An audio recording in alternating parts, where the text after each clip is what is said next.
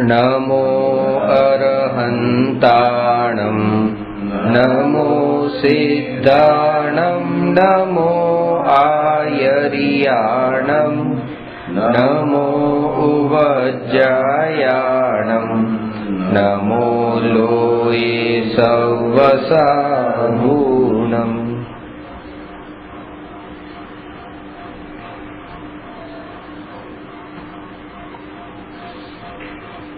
प्रश्न नंबर 258 व्यंजन पर्याय कोने कहे छे तेना भेद तथा स्वरूप समजाવો।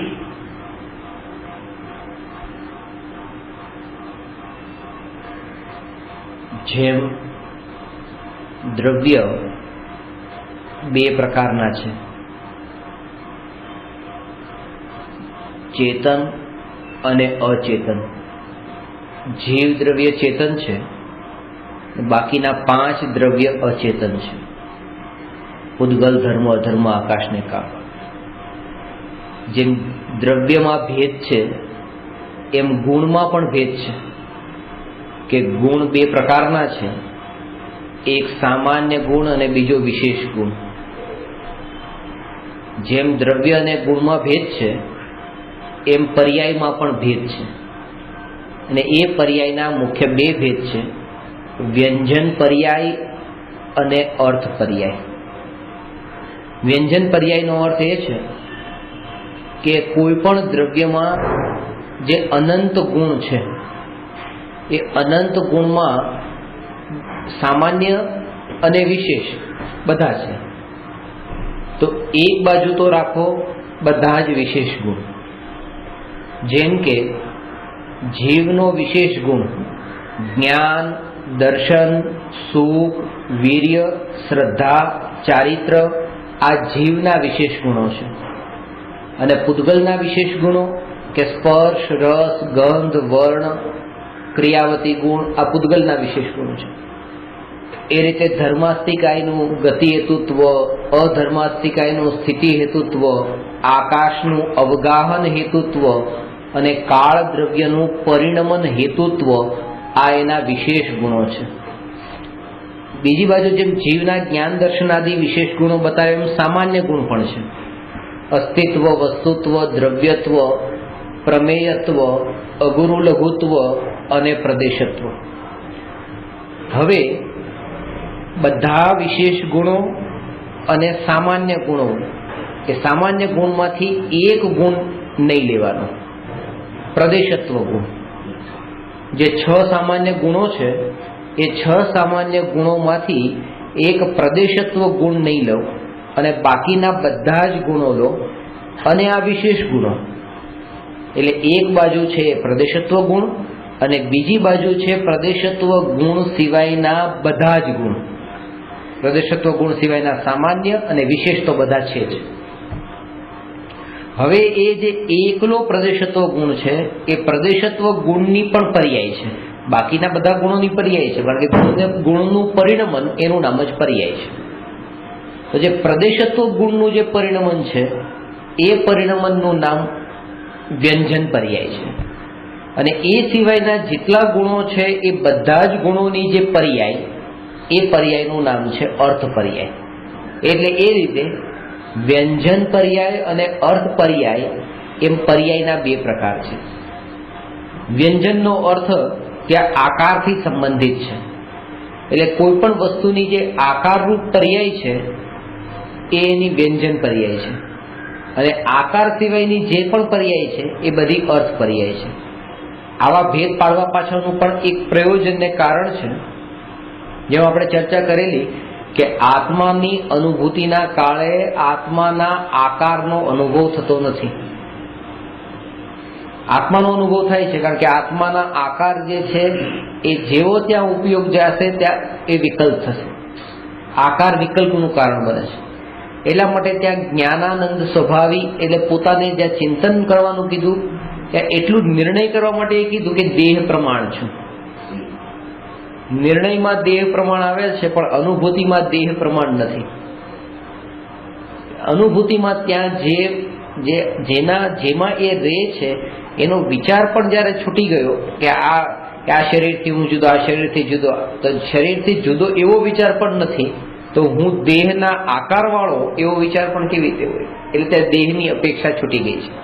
ને એના માટે વ્યંજન પર્યાય ને અર્થ પર્યાય રીતે બે ભેદ બતાવ્યા છે. એમાં પણ ભેદ છે જે સમજવાના જરૂરી છે. કારણ કે જો આત્માનો નિર્ણય કર્યો હોય તો જ આત્માનો અનુભવ સફળ થાય, નહીં તો ન થાય. ને નિર્ણય આના થકી થાય છે કે આત્મા કેવો છે. જે આત્માના સ્વરૂપને એમ જ માની બેઠા છે કે આત્મા કેવો છે, જ્યારે પણ પૂછીએ કે આત્મા ક્યાં છે, તમે આત્મા છો કે શરીર છો? કે હું આત્મા છું. ક્યાં છે એ આત્મા? બસ સતત અહીંયા છે આત્મા. હાથને સીધો આમ છાતી પર રાખી બસ અહીંયા આત્મા છે. એ આત્માના વિશે જાણતા જ નથી, ખાલી એમ જાણ્યું કે કોઈ એવી શક્તિ છે, અથવા તો આત્મા અહીંયા ક્યાંક એવી રીતે છુપાયેલો છે, એવું જ એને લાગે. પણ એમ નથી લાગતું કે શરીરના પ્રત્યેક પરમાણુ, આ પ્રત્યેક પરમાણુમાં, ત્યાં પ્રત્યેક પ્રદેશ પર, ત્યાં દરેકે દરેક પ્રદેશ પર જે વેદન થાય છે, જે સુખ દુઃખ થાય છે, જ્યાં જ્ઞાન થાય છે, જ્યાં અનુભૂતિ થાય છે, આ અનુભૂતિમાં એ આત્મા જ યાદ આવવો જોઈએ. કારણ કે અનુભૂતિ એ આત્માની અનુભૂતિ છે. અને હજુ વધારે સૂક્ષ્મ રૂપે બતાવવું તો દરેક સમયે જે અનુભૂતિ થાય છે પોતાની જ અનુભૂતિ છે, એ પરની અનુભૂતિ નથી. પોતાની અનુભૂતિ છે એનો અર્થ એ છે કે જ્યારે ગરમ આગમાં હાથ લાગ્યો અને ગરમનો અનુભવ થયો, તો ગરમ એ આગનું ગરમપણાનો અનુભવ થયો છે કે અહીંનો અનુભવ થયો છે? આ જો આ કોઈને આપણે હાથ લગાવીએ છીએ, તાવ ચેક દબાવીને જોઈએ છે, તો જે ગરમપણું લાગે છે. હવે આપણો હાથ ઠંડો હશે અને એ ગરમ હશે તો આપણને ગરમ લાગે છે. આ જ ગરમ હોય પોતાનો જ હાથ અને એનો હાથ જોઈએ તો આપણને ગરમ નહીં લાગે. તો એનો મતલબ તો એ થયો કે ત્યાં ગરમપણું છે કે ઠંડાપણું છે, એનાથી કોઈ મતલબ નથી. આપણને જે અનુભવ થાય છે અહીંનો અનુભવ થાય છે. કારણ કે જો એના ગરમપણાનો અનુભવ થતો હોત તો મને દરેક સમયે ગરમપણાનો જ થવો જોઈએ, ઠંડાપણાનો થવો જોઈએ. એ ઠંડાપણાનો થતો હોત તો ઠંડાપણાનો જ થવો જોઈએ, પણ એને અહીંની અપેક્ષા છે. હવે બીજું કે તો પછી કે અહીંના ઠંડાને ગરમપણાનો અનુભવ થાય છે કે નહીં, એ પણ સ્પર્શનેન્દ્રિય પણ નિમિત્ત માત્ર છે. એ ઠંડાપણા, એ ઠંડુ લાગ્યું, એ અનુભવ જે થયો છે એ આના પણ ઠંડાપણાનો અનુભવ નથી થયો કે આના ગરમપણાનો અનુભવ નથી થયો. પોતાના જ્ઞાનના અંદર જે એ પરિણમન થયું કે આ ગરમ છે, જ્ઞાનનું ગરમ છે એવું જાણવારૂપ જે પરિણમન છે, એ જ્ઞાનના પરિણમનનો જ આપણે અનુભવ કરીએ છીએ. આ પૂતગલનો અનુભવ નથી કરતા. આ પોતાના ભાવનો અનુભવ કરીએ છીએ, કોઈ પર વસ્તુનો અનુભવ નથી કરતા. અને એ જ કારણ છે કે સામે એ જ્ઞેય ન પણ હોય પણ ભાવોમાં રહી ગયું હોય તો આપણને અનુભવ એનો નિરંતર થતો રહે છે. જાણવાળું જ્ઞાનમાં વળાઈ ગયું છે એટલા માટે. એટલે કે પોતે પોતાનો જ અનુભવ કરીએ છીએ. પોતે આ જે સુખનો અનુભવ, દુઃખનો અનુભવ, એ પોતાના ભાવનો પોતાનો અનુભવ છે, એ આ પરનો અનુભવ નથી. કૂતરાનું જે દ્રષ્ટાંત આવે છે કે કૂતરો હાડકું ચાવે છે ને જડબું ફાટી જાય છે, જડબું ફાટી જતા જે લોહી નીકળે છે અને કૂતરાને એ કૂતરો લોહીને ચાખે છે તો એમ લાગે છે કે હાડકું કેટલું સ્વાદિષ્ટ છે, પણ હાડકામાં કોઈ સ્વાદ નથી. એ પોતાનો જ સ્વાદ લે છે, માને છે એમ કે આમાંથી મને સ્વાદ આવે છે. આ અજ્ઞાનીની એ વૃત્તિ અનાદિકાળની છે કે દરેક સમયે પોતાની જ અનુભૂતિ કરે છે અને એને મિથ્યાત્વના કારણે એમ લાગે છે કે આ હું પરની અનુભૂતિ કરું છું. પરની અનુભૂતિ કરું છું એવું લાગે છે, એટલા માટે એ ઉપચાર, ફેરબદલ, પરિણમન જે કંઈ પણ કરવું છે એ બધું પર માટે કરે છે. એની જેટલી પણ દોડ, એનું લક્ષ્ય બધું પર દ્રવ્ય છે. કારણ કે અનુભવ પરનો થાય છે તો દોડ પણ પર માટે જ થશે અને આખું જીવન પણ એનું જે વ્યતીત થઈ જાય છે પર માટે. સૌથી પહેલી ભૂલ એની ત્યાં થતી હતી કે બસ આ હું પરનો અનુભવ કરું છું, પર મને સુખ આપે છે, પર મને સુખ આપે છે. જો એમાં ભાવ ન ભળેલો હોય તો ત્યાં સુખ દુઃખનો કોઈ વિકલ્પ જ નથી. પોતે પોતાના ભાવથી દુઃખી છે અને ભાવથી સુખી છે, અને અનુભૂતિ પણ પોતાના ભાવની જ કરે છે. એટલે દરેક સમયે તત્વ વિચાર આ પ્રમાણે કરવો કે દરેક દ્રવ્ય પોતે પોતાના સ્થાને છે. પહેલી વાત તો એ, કોઈ દ્રવ્ય મારામાં આવ્યું નથી. વિચાર આ રૂપે ચાલશે, હું કોણ? દર્પણમાં આગ આવી નથી, દર્પણ આગ પાસે ગયું નથી, દર્પણ દર્પણમાં છે, આગ આગમાં છે. આગ દર્પણ પાસે આવે પણ દર્પણમાં મળે નહીં. આ જ્ઞેયો દૂરથી આમ નજીક નજીક નજીક આવે છે પણ મારા આત્મામાં મળે નહીં. અને એ જે કંઈ પણ થાય, ગરમ આગને પણ પ્રતિબિંબિત કરીને કે ઠંડા બરફને પ્રતિબિંબિત કરીને દર્પણ ઠંડુ કે ગરમ થવાનું જ નથી એવી પ્રતીતિ છે, કારણ કે દર્પણના સ્વભાવથી આપણે પરિચિત છે. તો આ પોતાનો જે જાણવા રૂપ જે સ્વભાવ છે એ બસ એનું કામ જ એ છે કે એ બે કામ, એક તો પરદ્રવ્ય એના જ્ઞાનમાં જણાય તો એ રોકી ન શકાય, અને જે જ્ઞાનમાં જણાયું છે એને પોતાનામાં મેળવી ન શકાય. આ બે વાત સમજવાની છે.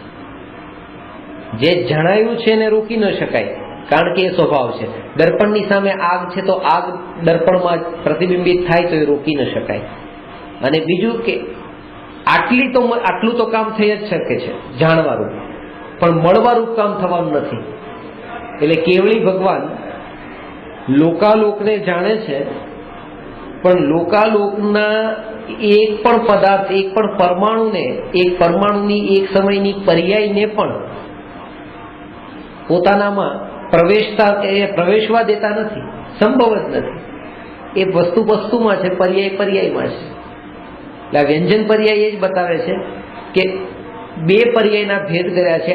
એક તો આત્માના સ્વરૂપને સમજવા માટે કે આત્મા કેવો છે એનો નિર્ણય કરવા માટે કે આત્મા આવો છે, અને એ નિર્ણય કરવા માટે શુદ્ધ આત્મા કે સિદ્ધ ભગવાનના આત્માનો આકાર કેવો છે. કારણ કે મારે તો શુદ્ધ રૂપ અનુભવ કરવો છે, તો શુદ્ધ રૂપ અનુભવ કરવો હોય તો શુદ્ધ આકારનું જ્ઞાન હોવું જરૂરી છે નિર્ણય માટે.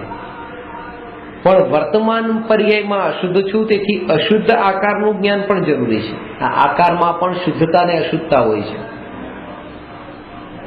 જેમ પરનું નિમિત્તપણું ન હોય અને જે આકાર છે એને પરની અપેક્ષા ન રહે, એટલે એ આકાર છે એ શુદ્ધ છે, અને જે આકારને પરની અપેક્ષા છે એ આકાર અશુદ્ધ છે.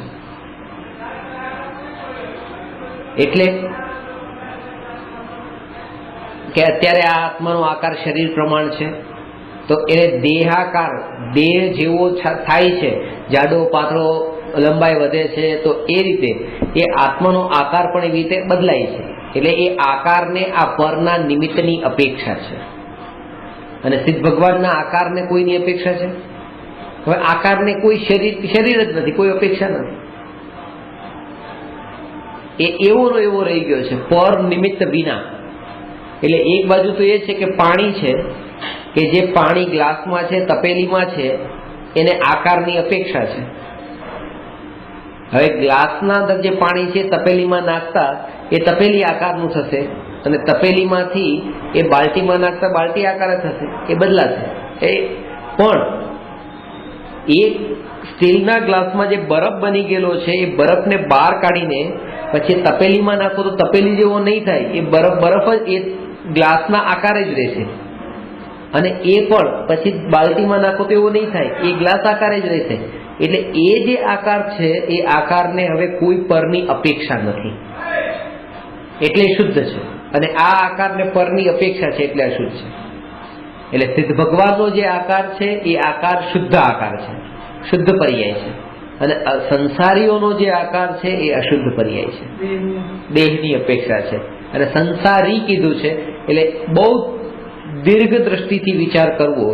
સંસારીનો મતલબ એ નહીં લેવો કે જેમને લગ્ન કર્યા એ સંસારી, લગ્ન ન કર્યા તે સંસારી નહીં, અથવા તો જે ઘરમાં રહે છે તે સંસારી અને દીક્ષા લીધી એટલે સંસારી નહીં. અહીંયા તો કહે છે કે 1 થી લઈને 14મા ગુણસ્થાન સુધી બધા સંસારી, અને એ બધા સંસારીઓની આ જે વ્યંજન પર્યાય છે તે અશુદ્ધ છે. 14મા ગુણસ્થાન સુધી, એટલે કે તીર્થંકર ભગવાનને પણ વ્યંજન પર્યાય અશુદ્ધ છે, કારણ કે તે 13મા ગુણસ્થાનમાં છે. સીધી વાત છે, એ સિદ્ધ નથી, શરીર સહિત છે.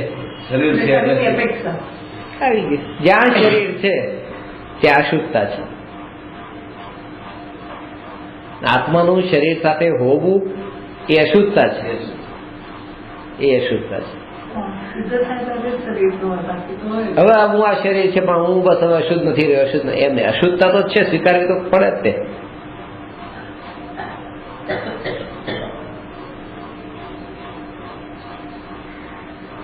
એક ભાઈ છે, મહારાજ સાહેબની બધી ટીકા નિંદા ઘણું બધું કરતા હતા. મેં કહ્યું તમે આવું બધું કેમ કરો છો? તો કે અત્યારે કેટલા કેટલા પૈસા ભેગા કરે છે, આ કરે તે કરે. કે એમના કરતા તો મારા બાપા સારા હતા. કેમ? મારા બાપા પાસે ક્યારે એક રૂપિયો પણ, કાળો રૂપિયો એક પણ, બ્લેક નો પૈસો એક પણ નતો. એમ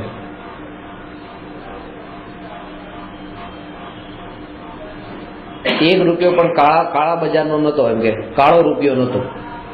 મેં એમને કીધું રૂપિયો ક્યારે ધોળો હોતો જ નથી. એ જેને તમે ધોળો કહો છો ને એ પણ કાળો જ છે. જ્યારે તમે આત્માની જેમ જેમ નજીક પહોંચો છો એમ ધોળો રૂપિયો પણ કાળો બનતો જાય છે. ખરેખર એ પણ બોજરૂપ બનતો જાય છે, એ પણ અનિતિ રૂપ લાગવા લાગે છે, એ પણ પરિગ્રહ લાગવા લાગે છે. પરિગ્રહ, તમારા બાપાનો ધોળો રૂપિયો હતો, એ પણ પરિગ્રહ કહેવાય કે ન કહેવાય? કાળો જ પરિગ્રહ કહેવાય, ધોળો પરિગ્રહ ન કહેવાય. અને જો ધોળો રૂપિયો પરિગ્રહ કહેવાય તો પરિગ્રહ તો 5મા નંબરનું પાપ છે. એ ધોળો પછી પાપ નો થયો ને, કારણ કે હિંસા, જૂઠ, ચોરી, કુશીલ ને પરિગ્રહ. બહુ સંકુચિત દ્રષ્ટિ છે.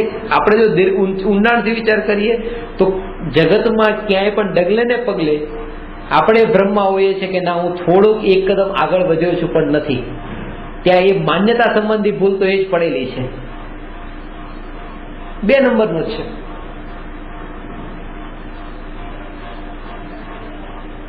કાળો કે ધોળો બધો 2 નંબરનો છે. પછી કેમ 2 નંબરનો?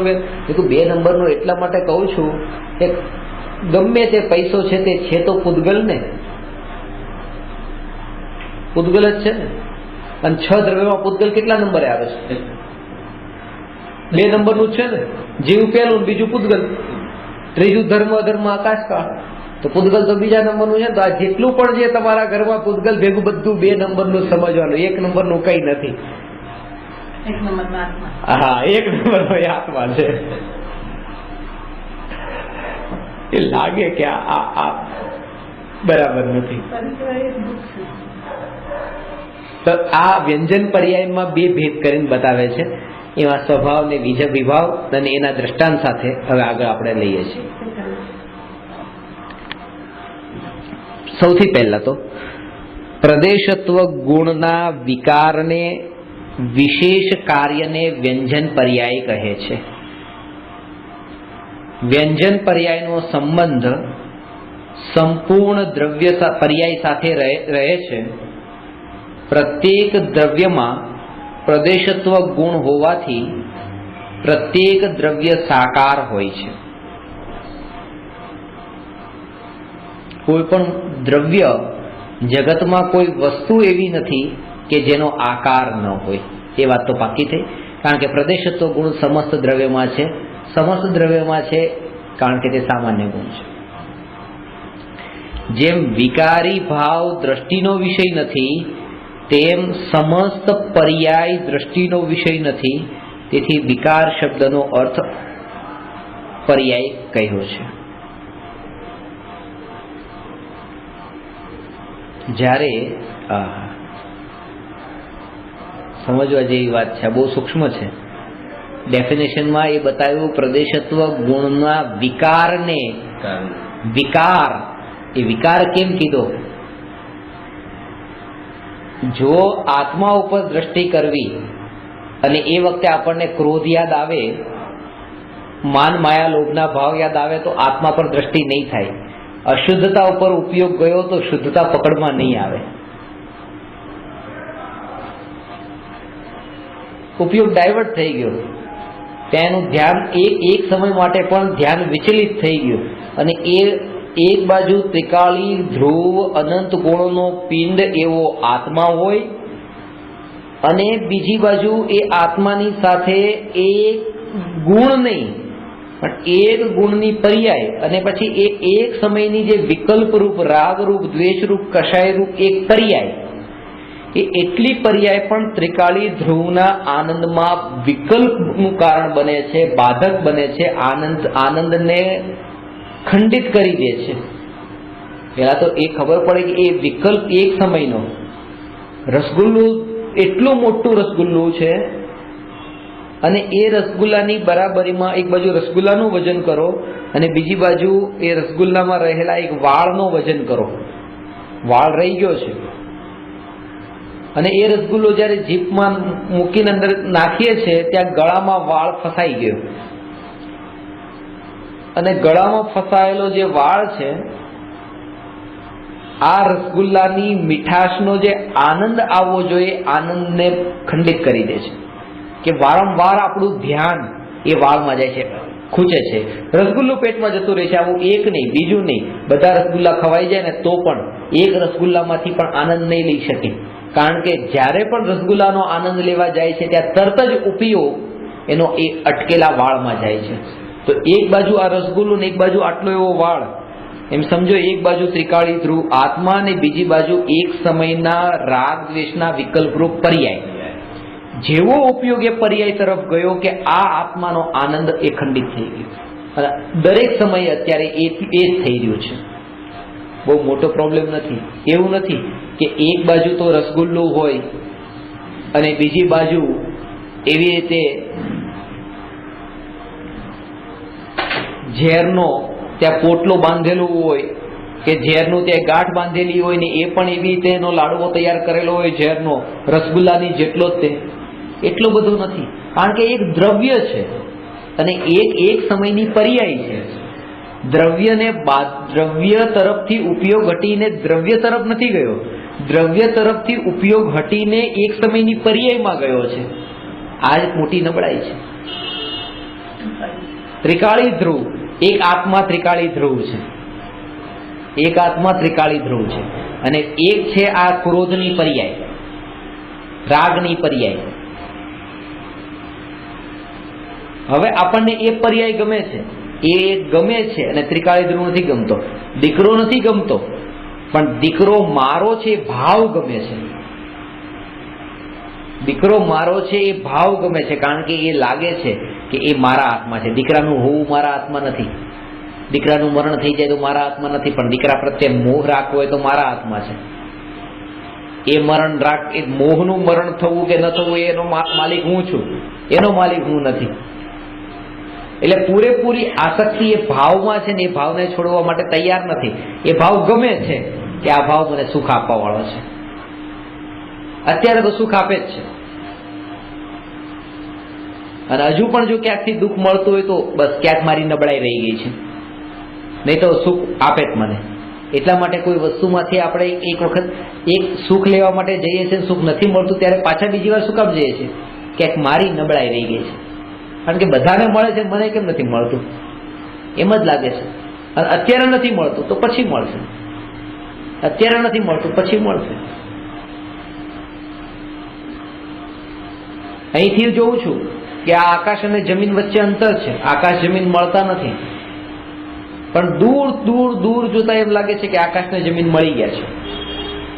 તો એમ લાગે છે કે અહીંયા જ્યાં હું છું ત્યાં તો હું દુઃખી છું, આટલી વસ્તુ મારી પાસે છે, હું દુઃખી છું, પણ આગળ જતા જો આટલી હશે તો હું સુખી થઈ જઈશ. એટલે ત્યાં જવા માંગે છે, અહીંથી ત્યાં જાય છે દૂર દૂર. એ જગ્યા ઉપર પહોંચે છે, ત્યાં જઈને જોવે છે તો જમીન અને આકાશ વચ્ચે જેટલું અંતર ત્યાં હતું એટલું જ ત્યાં છે, મળ્યા નથી. વસ્તુને ભેગી કરી લીધા પછી પણ ત્યાં એટલો જ દુઃખી હોય છે જેટલો પહેલા દુઃખી હતો. ઉલટો વધારે દુઃખી થયો છે કારણ કે ત્યાં હતો ત્યાં થાક્યો નતો, અત્યારે આટલું દોડી દોડીને થાક્યો પણ છે, ડબલ થાક લાગ્યો છે. ત્યાંથી પાછો આ બાજુ આવે છે, આ ભાગા દોડી ચાલુ છે. એટલે ખાસ એટલું જ આ અહીંયા અને ઉપર જેટલું અંતર છે બધે જ આટલું અંતર છે, એ વાત જો શ્રદ્ધામાં આવી જાય તો ક્યારે પણ કોઈ વસ્તુ પાછળ દોટ ન મૂકે.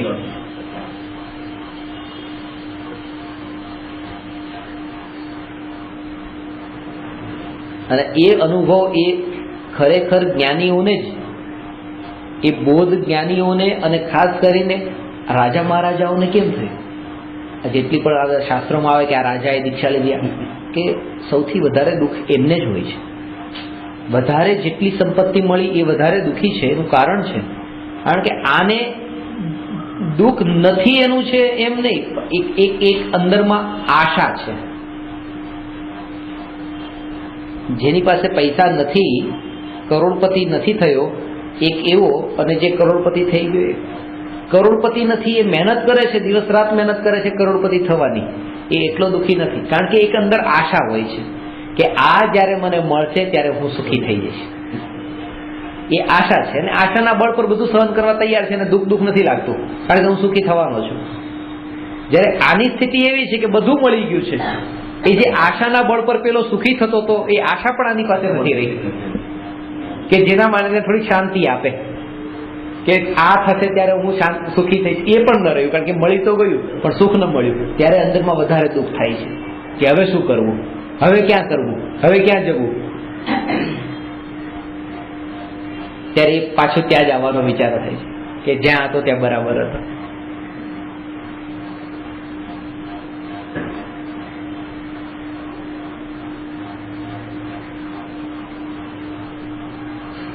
એટલે આ વિસ્મૃતિ બહુ મહત્વની વસ્તુ છે. વિસ્મૃતિ જાગૃતિથી આવશે. આ જે વિસ્મૃતિનો અર્થ એ જ, આ બધાની વિસ્મૃતિ, જે સૌથી મોટો ધર્મ છે, સૌથી મોટો ધર્મ છે. અહીંયા એ મનાય છે કે હું મુંબઈમાં છું પણ અમેરિકામાં શું થયું બધું ધ્યાન રાખું છું. અહીંયા શું થાય, અહીંયા શું થાય, અહીંયા શું થાય, બધાનું ધ્યાન રાખીને બધાની સેવા ચાકરી કરવાના ભાવ બહુ આવે છે, બહુ સેવાભાવી ગણાય. અને જેટલો ગાંધીજી આખા ભારત દેશનો વિચાર કર્યો, રાષ્ટ્રપિતા કહેવાના, હજી થોડો આગળનો વિચાર કરતો વધારે મહાન કહેવાય. જેટલો વધારે વિચાર કર્યો છે કે દુનિયાની દ્રષ્ટિ જ બહારના ઉપર છે. આ બધાને ભૂલવા વાળા કોઈ, એને કોઈ મહાન નહીં કે, એને કોઈ ધર્મી નહીં કે, માનવ ધર્મ બસ એ સાચો ધર્મ.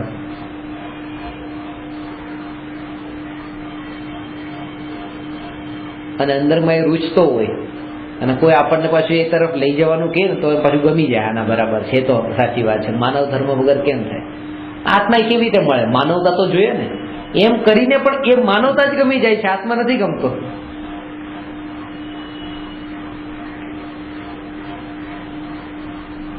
પોતાનું ધ્યાન છોડીને પર તરફ જવું એ કેટલો મોટો અપરાધ છે, અધર્મ છે.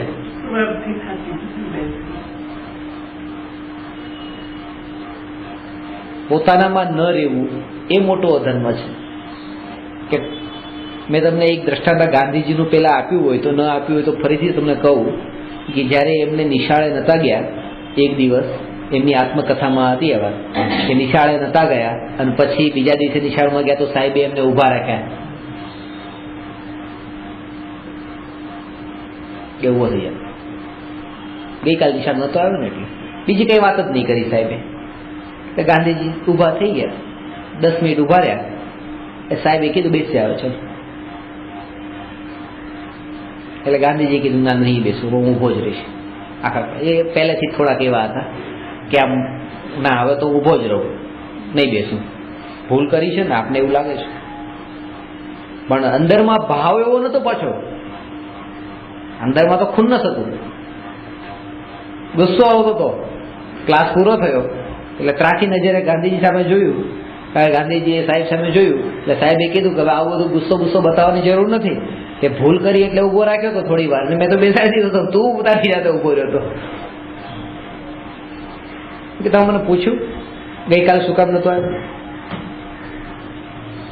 કઈ પૂછ્યું ને ઉભો કરી દીધો. મારા પપ્પાની તબિયત ખરાબ હતી, આખો દિવસ મેં એમનું માથું દબાવી આપ્યું, દવા લાવી આપી, સેવા ચાકરી કરી ઘરે રહીને, અને તમે તો મને સજા આપી દીધી. તો સાહેબે જવાબ આપ્યો કે આ સજા તને એની નથી આપી કે તારા પપ્પાની સેવા કરી છે, આ સજા તને એની આપી છે તારી ક્લાસમાં અહીંયા એબસેન્ટ હતી, અને અહીંયા એટેન્ડન્સ રજીસ્ટરમાં એ નથી લખાતું, અહીંયા તો એ અને પી લખાય છે. એ પછી એમાં એ નથી લખાતું કે સેવા કરી હતી, પગ દબાવ્યા હતા, કે પછી ફરવા ગયો તો, પિક્ચર જોવા ગયો તો, શું એમાં નથી જોવાતું. તું અહીંયા નતો, પછી ભલે ગમે એટલું સારું કામ કર્યું હોય, અને હું તને માફ કરી દે, પણ પ્રકૃતિ તને માફ ન કરે. ચાલ હું તને ઊભું ન કરતા, પ્રકૃતિમાં તને પ્રકૃતિએ તો માફ નહીં જ કર્યો, ન કરી શકે. કારણ કે જે પાઠ મેં છોકરાઓને ગઈકાલે ભણાવ્યો એ તને કોણ ભણાવશે? એ તો તારું ગયો જ ને, એ નુકસાન તો થયું જ ને. આ નુકસાન તને નુકસાન લાગતું, પણ પેલું નુકસાન. એટલે તું અહીંયા નતો, પછી ક્યાં હતો એ મારે નથી જોવાનું. અહીંયા નતો એની તને આ સજા છે. પછી તી ક્યાંય પણ હોય અને ગમે એટલું સારું કામ કર્યું હોય તો ક્લાસના ટાઈમે તો ક્લાસમાં જવું જોઈએ.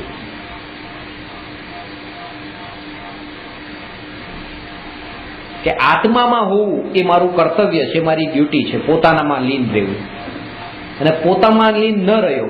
હું તમને એમ કહું કે તમે ગઈકાલે આખો દિવસ પોતાનામાં લીન રહ્યા, હવે એ જ વાત તમે કે તમે કોઈ નાવું નહીં રહે કે શું કર્યું? મેં ભગવાનની પૂજા કરી હતી, મેં આખો દિવસ ભક્તિ કરી.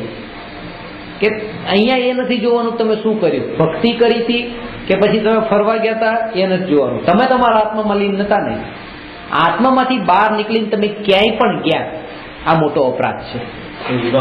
એ વિભાવ થઈ ગયો, આ અધર્મ થઈ ગયો. સ્વભાવમાંથી બહાર નીકળવું એ અધર્મ થઈ ગયો, અધર્મ થઈ ગયો. અને એ ગુરુ તરીકે રહીને હું તમને માફ કરી શકું, પણ પ્રકૃતિ માફ નહીં કરે. કારણ કે જ્યારે આત્મા પોતાના ઉપયોગમાં પોતાનામાં લીન નથી રહેતો ત્યારે એને પ્રકૃતિ બંધ તો જરૂર થાય છે. કર્મનો બંધ, ચાર બંધ છે, પ્રકૃતિ બંધ, પ્રદેશ બંધ, સ્થિતિ બંધ. આ જ્ઞાનાવરણી દર્શનાવળી એની 148 પ્રકૃતિઓ છે. પ્રકૃતિ માફ નથી કરતી.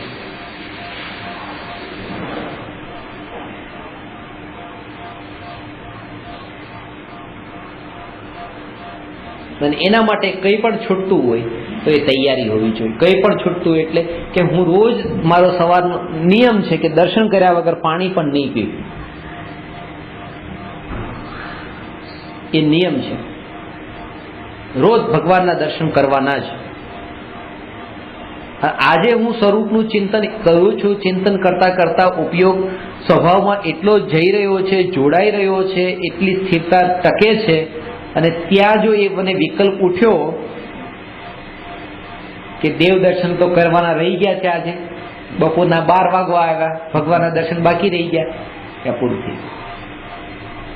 ત્યાં દર્શન જે છે ને, અત્યાર સુધી જેટલા દર્શન કર્યા ને એ બધા દર્શન પાણીમાં ગયા. કારણ કે એ બધા દર્શન એટલા માટે કર્યા હતા કે આ પળ ક્યારે આવે કે હું પોતાનામાં લીન થાઉં. અને પોતાનામાં લીન થવાનો જયારે અવસર આવ્યો ત્યાં પાછું પેલું યાદ આવ્યું.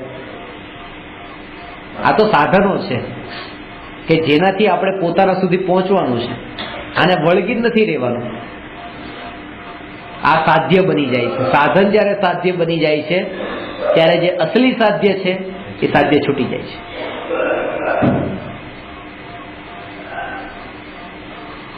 ભાવુક થઈ જઈએ છે, ત્યાં ભાવુકતા આવી જાય છે કે આ કિનારે હતો અને આ કિનારે પહોંચ્યો. આ બોટનો એટલો ઉપકાર છે કે આ હોડી ન હોત તો હું સામા કિનારે કેમ પહોંચે. હવે સામો કિનારો આવી ગયો છે પણ ઉતરવાનું મન નથી થતું. કારણ કે આ બોટનો કેટલો, આને છોડીને કેમ જવું, આને છોડીને કેમ જવું, આવો જો વિચાર કરીને ભાવુક થઈ જાય તો ત્યાં ડૂબે. એ ના તો આમનો રહે ના આમનો રહે. ત્યાં તો પછી બસ નિર્દયતાથી એને આ બોટને છોડી દેવાની છે. પણ એ ક્યારે કે જ્યારે એને પહેલેથી ખબર છે ત્યારે કે આ બોટ કરતા કિનારો ઉત્તમ છે.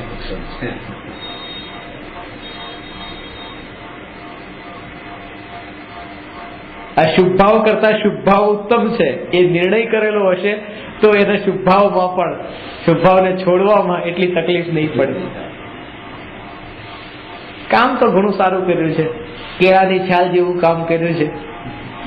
કેળાની છાલ જેમ કેળાની રક્ષા કરે છે એવું કામ આ કર્યું છે શુભ ભાવે. તો કેળાની છાલ બહુ કામની છે, કાઢાની.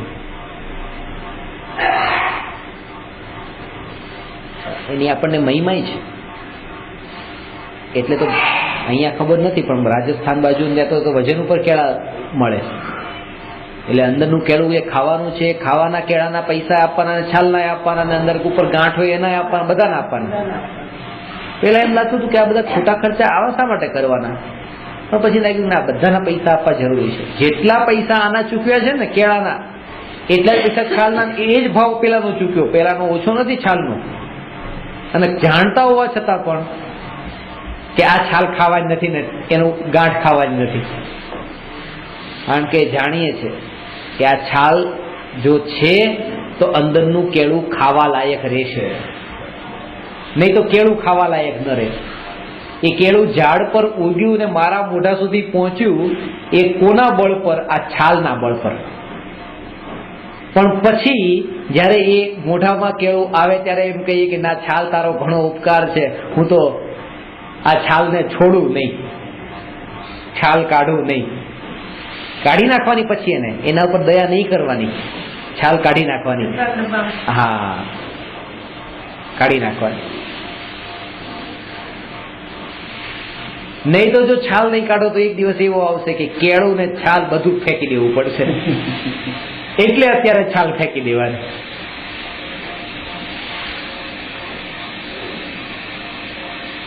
એટલે સ્વભાવની મહિમા એટલી વધારે આવે. અહીંયા એક સમયની પર્યાય, આ વિકાર કહીને એ પર્યાય ઉપર ઉપયોગ ગયો, વિકલ્પ થયો, ત્યાં ભેદનો ભેદ પડ્યો કે આવો કે આવો, જ્ઞાનાનંદ સ્વભાવી કે આ શુભ ભાવ વાળો. શુભ અને શુદ્ધનો બે ભેદ પડ્યો, ત્યાં વિકલ્પ ઉત્પન્ન થઈ ગયો. શુદ્ધતામાં ક્યાંય વિકલ્પ નથી, એ નિર્વિકલ્પ છે.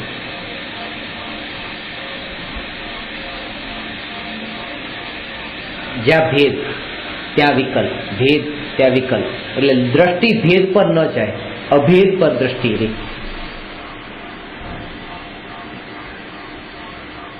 એક ભાઈને પોતાનો એક દીકરો છે અને પોતાનો ભાઈ છે, એનો પણ એક દીકરો છે.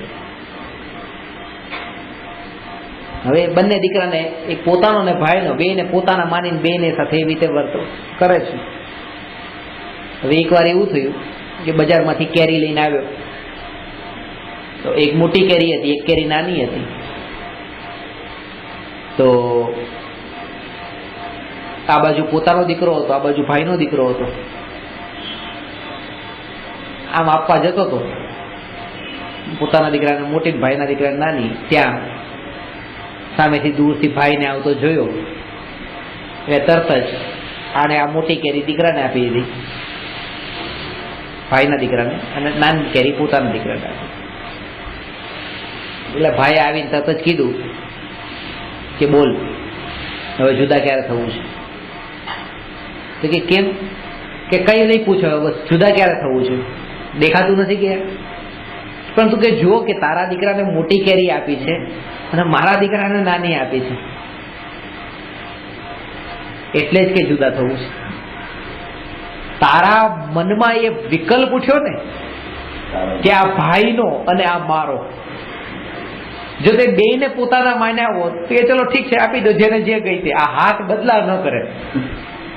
જેના મનમાં આવો ભાવ પડેલો હોય એ જ આવું બધું કરે. બાકી તો ઠીક છે, આમ આપી દીધી જે છે તે. પણ અંદર ક્યાંક ને ક્યાંક ઊંડાણમાં પડ્યું છે કે આ તો મારો છે ને આ ભાઈનો છે, ભાઈને લાવ વધારે મોટી આપું, મારાને ચાલશે. આવા વિકલ્પ કોને હોય? જ્યાં ભેદ પડ્યો છે ત્યાં જ આવો વિકલ્પ ઉઠ્યો છે. અને એ વિકલ્પના કારણે આ કેવું જુદા થઈ જવું છે, કે ભેદ છે. આ વિકલ્પ દયાદાનનો જે ભાવ આવે છે એ આત્મા હું, ને જાણનાર દેખનાર આત્મા એ હું. આવો બે રૂપ વિકલ્પ જ્યાં સુધી છે ત્યાં સુધી આનંદ ગવાઈ જશે. દયાદાનના જે ભાવ આવે છે તે હું નહીં, જાણનાર તે હું.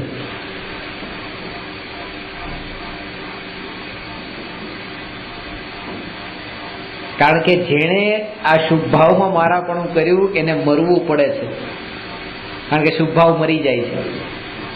શુભ ભાવ અશુભ ભાવ બધા ભાવ મરી જાય છે. એ ભાવમાં એટલું જોડાણ. એ જેમ આપણે એમ જાણીએ છીએ કે રસ્તાના મુસાફર જેમ આવે ને જાય એવી રીતે એમાં એટલું તલ્લીન થવાનું નથી. ઠીક છે, આવ્યા ને ગયા એનાથી એટલું પ્રભાવિત થવાનું નથી. એવી રીતે જે રાગ દ્વેષના ભાવો, જે કષાય ભાવો, ક્રોધના ભાવો એ આવ્યા છે ને ગયા છે એનાથી એટલા પ્રભાવિત થવાનું નથી. એટલે સ્વભાવની મહિમા છોડવાની નથી. સ્વભાવમાં રહેવાનું છે. એ આવે ને જશે, આ ભૂમિકામાં આવે. એ મારા હાથમાં અત્યારે જેમ સંયોગોને છોડવા મારા હાથમાં નથી, એમ અત્યારની સ્થિતિ એ છે કે આ રાગાદી ભાવ છોડવા મારા હાથમાં નથી. એક જ વસ્તુ મારા હાથમાં છે કે જેમ આ સંયોગો મારા નથી એમાં રાગાદી ભાવ મારા નથી. હું આત્મા જાણનાર દેખનાર છું, અને આ જાણનાર દેખનાર છું એ વિચારના બળ પર જ રાગાદી ભાવે છૂટવાના છે અને આ સંયોગો છૂટવાના છે. ભાવ કર્મ છૂટશે, દ્રવ્ય કર્મ છૂટશે, ન કર્મ પણ છૂટશે. પણ આ ભેદ જ્ઞાનના બળે, ભેદ કયું પોતાનું ને કયું પારખું, એ ભેદ આવડવો જોઈએ. પોતાનું ઘર પાડોશીના ઘરની જેમ પારખું, બીજાના શરીરની જેમ આ શરીર પણ પારખું. અને આ ક્રોધમાન માયાલોભના ભાવ પણ એ કોઈક અપેક્ષાએ તો આ બધાની જેમ જ પારકા.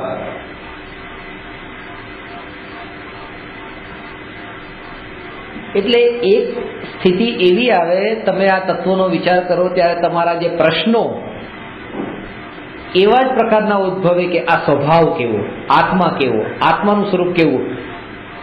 આત્મા સંબંધી જ પ્રશ્ન તમારે.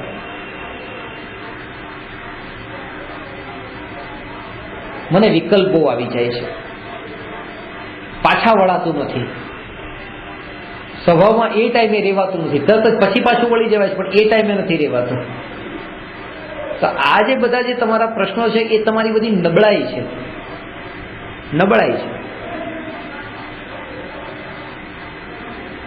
આત્માના માટે આમ નબળાઈને છોડી દો, એને યાદ જ નહીં કરો.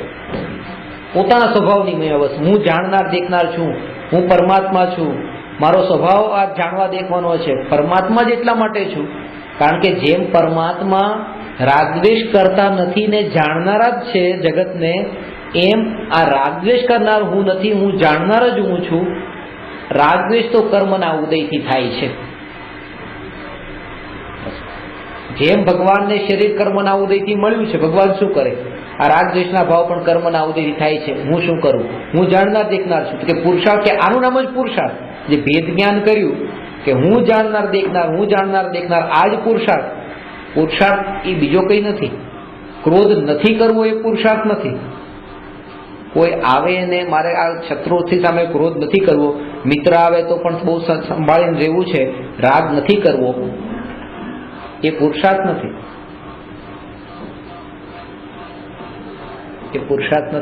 એ પર્યાયમાં દખલગીરી કરવાનો ભાવ છે. એ એક પર્યાયની દખલગીરી બંધ કરીને બીજી પર્યાયમાં દખલગીરી કરવી છે. ત્યાં તો એટલી જ જાગૃતિ કે આ કોણ છે ને હું કોણ છું, એને જાણવાનું, સ્વરૂપ જાણવાનું.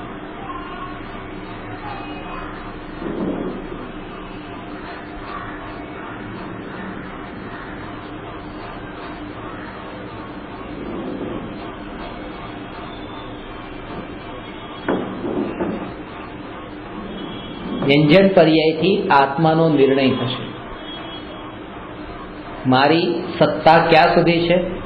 જ્યાં સુધી જ્ઞાન છે, જાણવારૂપ પરિણમન છે, બસ આટલી જ મારી સત્તા, એની બહાર હું ક્યાંય નથી.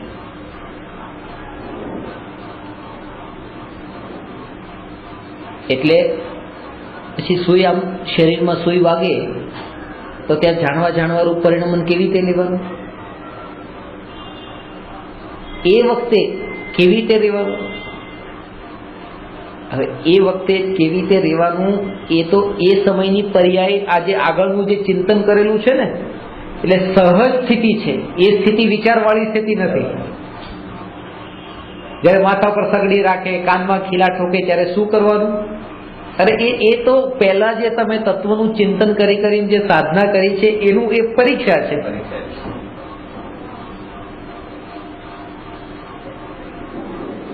જેણે આખું વર્ષ વાંચેલું હોય એને પરીક્ષામાં તકલીફ ન પડે, સીધી વાત છે.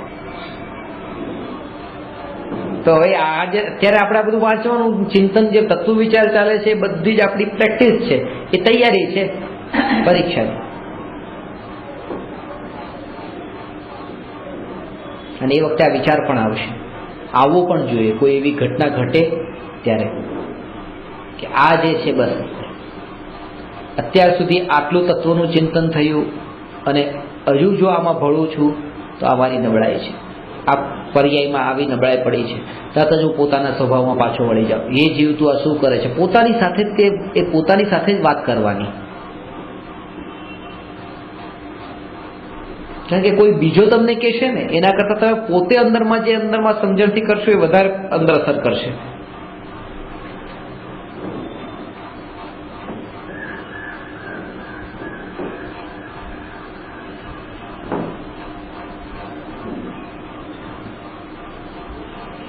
અંદરમાં એવું બળ આવવું જોઈએ જો સમ્યક દર્શનની પ્રાપ્તિ માટે.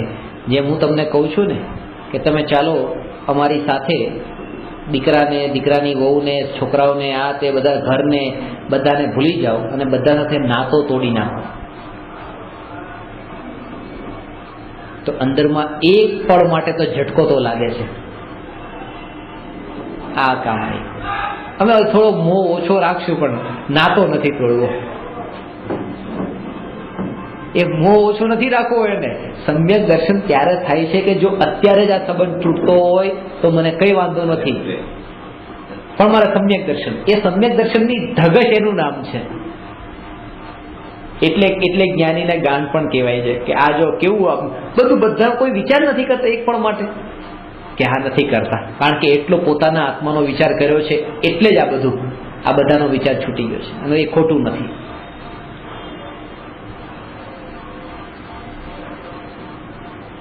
સિદ્ધ ભગવાન અનંત સિદ્ધોને આદર્શ બનાવીને આત્મ સાધનાની શરૂઆત થાય છે. એક નહીં, અનંત સિદ્ધોને. એક છોકરો એક ક્રિકેટર બને તો ક્રિકેટર બનવા માટે એને ઘણા ક્રિકેટર ને, એને તો એક બે ક્રિકેટર કોઈ હોય કે જે દુનિયાનું સારામાં સારું રમવાવાળા ક્રિકેટરને નજરની સામે રાખે, બસ મારે આવું બનવું છે, આવું બનવું છે, અને એના લક્ષ્ય પછી એ પ્રેક્ટિસ કરે છે. અહીંયા મારે એક નહીં પણ અનંત સિદ્ધો મારા આદર્શ છે ને જે પથ પર એ ચાલ્યા છે એ પથ પર હું હવે ચાલવું છે. એ ભાવના, એ નિર્ણય એટલો તો દ્રઢ કરે એ માર્ગ પર જ મારે ચાલવું છે. હવે બીજે મારે કોઈ માર્ગ નથી. બે માર્ગ છે. એ અનંત સિદ્ધો જે માર્ગ પર ચાલ્યા એ, અને આ અનંત મૂર્ખ અજ્ઞાનીઓ જે માર્ગ પર ચાલ્યા એ. મારે કયા માર્ગ પર જવું એ મારા હાથમાં છે. એ મારા હાથમાં. એટલે એ તો જાનવર પણ આ કામ કરશે કે પોતાના વાછડાને ચાટશે, વાલ કરશે, એને નહીં છોડે, એના માટે લડવા તૈયાર થઈ જશે, એના માટે સિંહ સામે મરવા પણ એ તૈયાર થઈ જશે. એ બધું કરશે. આ તો જાનવરોમાં પણ હોય છે, આમાં કઈ નવીનતા નથી. પણ જે સંભાવ, રાગ દ્વેષ વગરની જે સ્થિતિ અને પોતાના આત્માની મહિમા કે બસ એના માટે હું બધાનું બલિદાન આપવા તૈયારી, આત્મા માટે.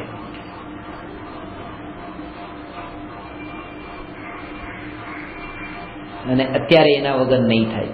છૂટા પડવું પડશે. છૂટા પડવું પડશે એટલા માટે છૂટા પડવું પડશે કારણ કે સમય ઓછો છે. સમય ઓછો છે. મોટા ભાગની જિંદગી આ બીજાના માટે જતી રહી છે.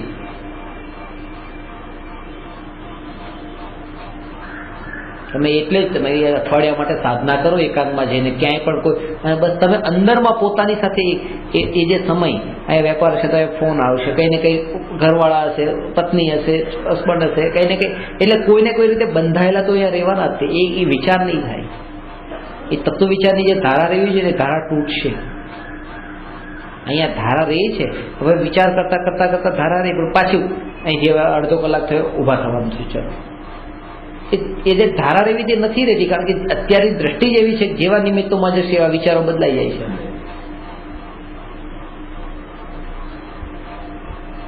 અત્યારે પછી એક સ્થિતિ એવી આવશે કે પછી ચાલતા ફરતા અહીંયા પણ ફરે તો વાંધો નહીં આવે એને, એ સ્થિતિની વાર છે. એ ટાઈપરાઇટર ટાઈપ શીખતી વખતે તો એ આંગળી ત્યાં જ રાખશે, નજર ત્યાં જ રાખશે, એક જગ્યાએ જ છે, કોઈ ડાફોડિયા નહીં મારવાના, ક્યાંય નહીં કે આ ASDFG એ રીતે કરીને જ તે ત્યાં જ નજર રાખશે, આમ જોઈ જોઈને જ શીખશે. પણ એકવાર એ પાક્કો થઈ ગયો પછી બસ બધા સાથે વાત કરતા કરતા પણ આમ કરતા આંગળા ચાલતા રહેશે, પછી એને ત્યાં જોવાની જરૂર નથી, એ પાક્કો થઈ ગયો છે. હજુ અત્યારે આપણી દશા એ પાકી નથી, એટલા માટે એને એકાગ્રતાની જરૂર છે, એકાંતની જરૂર છે અને સાધનાની જરૂર છે.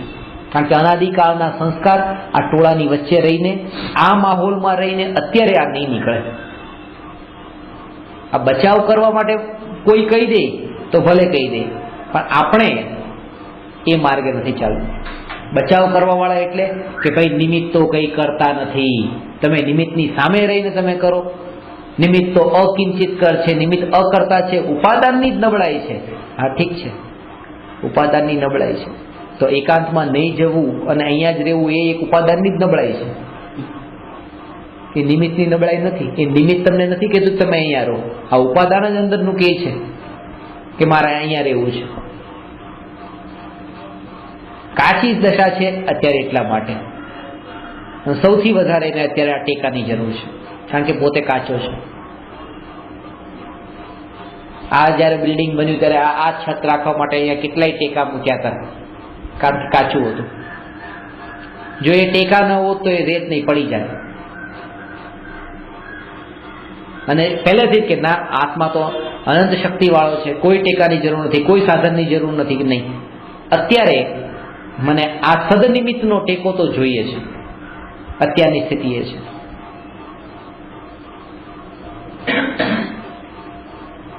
અને પાકું થઈ ગયું પછી ટેકા નહીં રાખવાના. પેલા ટેકા નહીં હોય તો છત નીચે પડશે, અને છત પાકી થઈ ગયા પછી જો ટેકા હશે તો ચાલતા ચાલતા પોતે પડશે. બે વસ્તુ છે. એટલે પાકું ન થાય ત્યાં સુધી તો ટેકા રાખવા જેથી છત ન પડે, અને પાકું થઈ ગયા પછી ટેકા કાઢવા જેથી પોતે ન પડીએ. કારણ કે છેલ્લે પછી પડવાનું, જે ટેકો જેનો આશ્રય લીધો હતો એમાં જ પડવાનું થાય છે, જે અત્યારે થઈ રહ્યું છે. ટેકો નથી લેતા ને, ટેકો લીધો છે પરમાત્માનો, પણ ટેકો પછી એવો લઈ લીધો છે કે આ હંમેશા માટે પરમાનન્ટ ટેકો. લક્ષ્ય વગર, લક્ષ્યનો નિર્ણય કર્યા વગરનો ટેકો છે.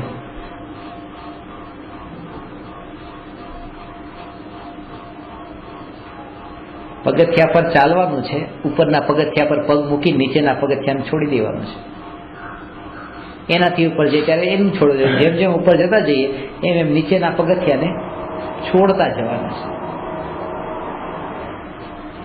છોડવાના, એના પ્રત્યે છોડવાનો મતલબ દ્વેષ નથી. ખાસ વાત સમજવાની. ઘણાને એમ લાગે પરમાત્માને છોડી દેવાય એટલે પછી કેવો અનાદર કર્યો. અનાદર નથી કરતા, એ દ્વેષ નથી કરતા. કે સાધ્ય અને સાધનનું જ્ઞાન છે એટલા માટે એ છોડવું અનાદર નથી. અનાદર ક્યારે કર્યો કહેવાય? કે પરમાત્મામાંથી મારે આત્મામાં લીન થવું છે તો પરમાત્માની સામે હાથ જોડેલા છે, અને હાથ જોડતા જોડતા હું આત્મામાં લીન થતો જ જાઉં છું, અને એવો લીન થઈ પણ ગયો તો અનાદર નથી. અનાદર ત્યારે છે કે હું પરમાત્માની મૂર્તિને તોડી નાખવાની વાત કરતો અને તોડીને પછી આત્મામાં જવાની વાત કરતો. નીચેથી હું ઉપર જાઉં અને નીચેના પગથિયાને છોડતો જાઉં તો ખોટું નથી. ખોટું તો ત્યારે છે કે હું તોડવા માંડું નીચેના પગથિયાને, કે ચલો હવે આ કામના નથી, ચલો મારે તો ઉપર જવાનું છે, તો ખોટું છે. છોડવામાં ખોટાપણું નથી, તોડવામાં ખોટાપણું છે. ઉપર જવા માટે નીચેનું છોડવું જ પડે. છોડવું પડે. પગે છોડી દો, પગથિયા છોડી દો, તોડવા નથી. કેમ? એનું કારણ છે કારણ કે તમારું કામ થઈ ગયું છે. ભાઈ હજી બીજા કેટલાય છે કે આ પગથિયા ઉપર ચડીને હજી ઉપર ચડવાના છે, હજી ઉપર આવવાના છે. બીજા કેટલાય જીવો છે હજી, એમના માટે પરમાત્મા કામના છે. તમારું કામ થઈ ગયું, બસ હવે છોડો અને પોતાનામાં આવો. જો પરમાત્માની ભક્તિ કરતા હોય તો આ જ ખરી ભક્તિ છે કે પરમાત્માએ કીધું કે મારામાં લીન નહીં થતો અને ન થઈએ તો ખરી ભક્તિ છે. જેવું કીધું એટલું તો કરીએ ને. પરમાત્માએ એમ નતું કીધું કે મારામાં લીન થજે કે તારામાં લીન થજે, કારણ કે હું મારામાં છું, આદિનાથ ભગવાનમાં લીન નથી. મહાવીર ભગવાન તો એ જ કીધું. એક ભાઈ શ્રીમદ રાજચંદ્રજીની બહુ નિંદા ટીકા કરતા હતા, તો આ વાત મેં કોઈને કરી કે જો આવી ઘટના બની કે શું તમે સાંભળીને આવી ગયા કે 2 લાફા મારી દેવા હતા ને કે ત્યાં તેને તમારા પપ્પાના વિશે કોઈ આવું બોલે તમે શું કરો?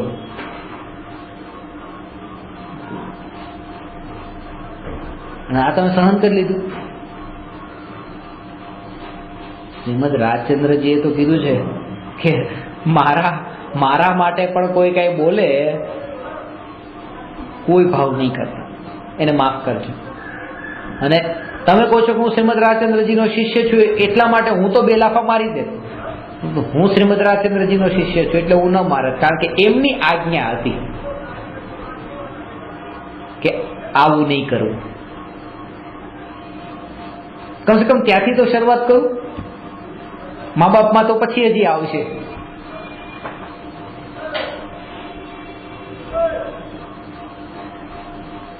એટલે જે આતંકવાદીઓનું આજે થયું હતું ફાયરિંગનું, ત્યારે જે મેં બુક લખી હતી ને આતંકવાદમાં અને કાંડવાદ, એમાં આ વાત લખી કે એણે બીજું કશું જ કામ નથી કર્યું, એટલું કામ ખાલી તમે કરો.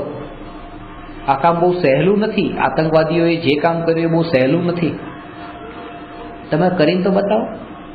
કારણ કે આમ બંદૂક પકડવાની ને ગોળી મારવાની ને આમ એને શીખવાડ્યું હતું કોણે? એના ગુરુએ ને. અને મરી જાવ તો નામ નહીં બોલવાનું, મોઢું નહીં ખોલવાનું. તો એણે એક જ કામ કર્યું કે પોતાના ગુરુની આજ્ઞામાં વર્ત્યા. હવે હું મારા ગુરુની આજ્ઞામાં વર્તું? જ્યારે એક આતંકવાદી પોતાના ગુરુની આજ્ઞામાં વર્તી શકતો હોય તો હું શું કામ ન વર્તું?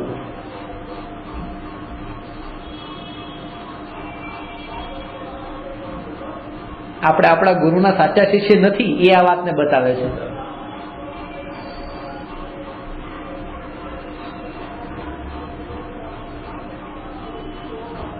ધ્યેયનો નિર્ણય કરવા માટે આ આકારની જરૂર છે, બાકી આકાર સાથે કોઈ પ્રયોજન નથી. આત્માના આકાર જે પ્રયોગ આ જે કીધું ને દેહ પ્રમાણ છે. સંકોચ વિસ્તાર સ્વભાવી છે આત્મા. સંકોચ વિસ્તાર સ્વભાવી એટલે કે એનો આકાર જે છે એ નાનો મોટો થાય છે, પણ એના પ્રદેશોની સંખ્યામાં કોઈ ફરક નથી પડતો. અસંખ્યાત પ્રદેશી જ રહે છે. અસંખ્યાતના અસંખ્યાત.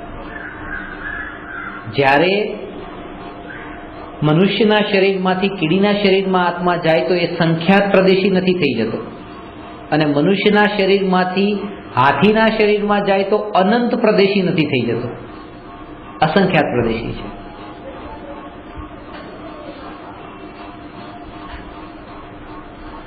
હાથના રૂમાલને આમ 2 ઘડી વાળ્યો, 4 ઘડી વાળ્યો, 8, 16, 32, બિલકુલ નાનો થયો. નાનો થઈ ગયો એટલે નાનો થયો નથી, એ નાનો હવે સમેટાઈ ગયો છે. એના દોરા એટલા જ છે જેટલા દોરા પેલા હતા. એમાં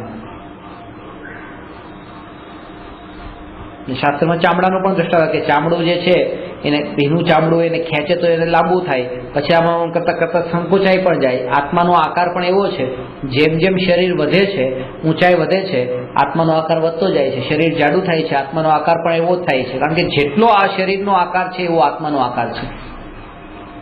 અને એક પળમાં મરીને સીધો કીડીમાં જાય તો કીડી જેવો આકાર થાય છે. જ્યાં સુધી કીડીના શરીરમાં દાખલ નથી થતો ત્યાં સુધી વચ્ચેના ટાઈમમાં જે છેલ્લું શરીર છોડ્યો હોય એવો આકાર જ રહે છે. અંતિમ દેહ ધારણ કર્યો એ છોડ્યો એ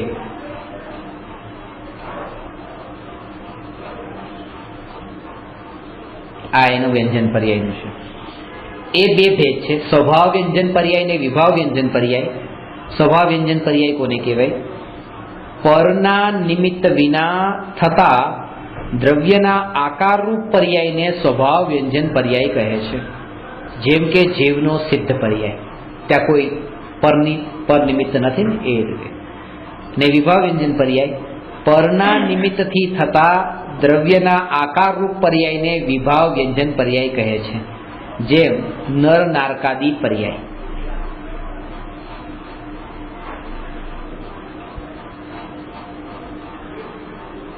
જે દ્રવ્યમાં વૈભાવિક ગુણ છે તે જ દ્રવ્યમાં વિભાવ વ્યંજન હોઈ શકે છે. જો વૈભાવિક ગુણ પેલા કોને કહેવાય એ સમજી લો.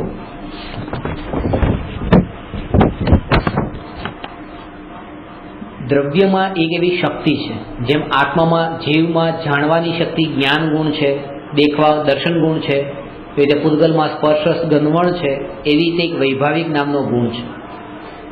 એની પરિભાષા એ રીતે છે કે જે શક્તિના કારણે એક દ્રવ્ય પર દ્રવ્યમાં ના નિમિત્તમાં જતા ને જોડાતા એ વિભાવ રૂપે પરિણમે, એવી એનામાં શક્તિ, એનું નામ વૈભાવિક ગુણ છે. એટલે કે ક્રોધ આવ્યો તો ક્રોધ આવવો પણ આત્માનો સ્વભાવ છે. આપણે એમ કહીએ તો વિભાવ છે, પણ એ વિભાવ રૂપે પરિણમવું એ પણ એ આત્માનો સ્વભાવ છે. કે ટેબલ છે, ટેબલને ક્રોધ નથી આવતો, કારણ કે ટેબલનો એ સ્વભાવ નથી કે ગમે તેના સંપર્કમાં જાય પણ એને ક્રોધ આવે, એવો એનો સ્વભાવ નથી. એટલે ક્રોધાદી રૂપે પરિણમવું એ પણ એનો સ્વભાવ છે, પણ પરના નિમિત્તમાં જતાને જોડાતા એટલા માટે એ વિભાવ છે. બે વાત સમજવાની છે.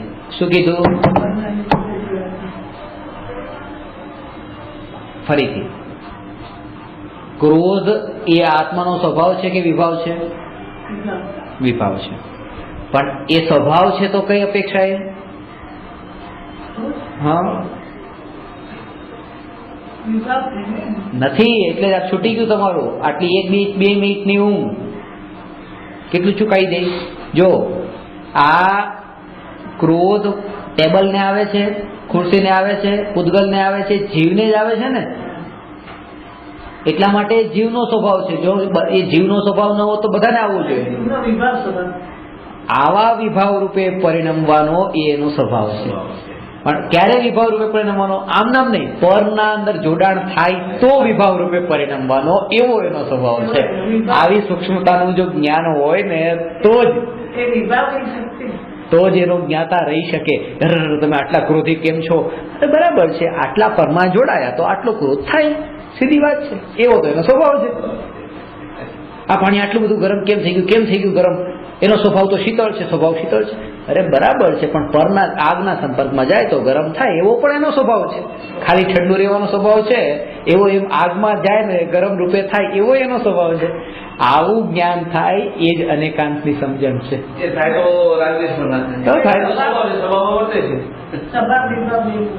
બેયનું સમજણ. એટલે જેને તમે વિભાવ માનો છો એ કોઈક અપેક્ષા એ સ્વભાવ પણ છે. પણ દરેક પ્રકારના સ્વભાવ એ દ્રષ્ટિના વિષય નથી હોતા. સ્વભાવ તો ઘણા બધા હોય, સ્વભાવ તો ઘણા હોય. પૂતગલનો સ્વભાવ છે સ્પર્શ, પણ દ્રષ્ટિનો વિષય નથી. એટલે બધું દ્રષ્ટિના વિષયમાં નથી આવતું.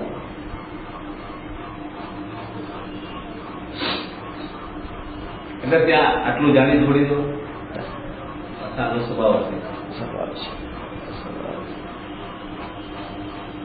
એ બધો એનો સ્વભાવ છે. પણ એક એ સ્વભાવ છે કે પોતાનામાંથી બહાર જવું એ મારો સ્વભાવ નથી. અને આ જેટલો પણ સ્વભાવ હું જોવા જાઉં છું આ મારો સ્વભાવ નથી. આ બહુ મોટો વિભાવ છે. એ ભાવ છે તમારો સ્વભાવ છે. ઠીક છે, તમે માયાળુ છો, કૃપાળુ છો, તમારો બહુ ભલા માણસ છો, સ્વભાવ છે. એક માણસ બહુ હેરાન કરે છે, બહુ પરેશાન કરે છે, એનો સ્વભાવ છે. પણ ન્યાયક ભાવ આ તત્વ વિચાર જે મારો ચાલતો હતો એમાંથી લિંક તૂટી અને તમારા ને બીજાના ને ત્રીજાના આના સ્વભાવ ઉપર જોવા ગયો. આ પણ એક બહુ મોટો વિભાવ થઈ ગયો મારો. આમાં મારે જવાનું નથી, કારણ કે આ મારું ધ્યેય નહોતું. આ મને ધ્યેય સુધી પહોંચાડવામાં કારણભૂત પણ નહોતું, મને બાધક હતું. એકલો સ્વનો જ વિચાર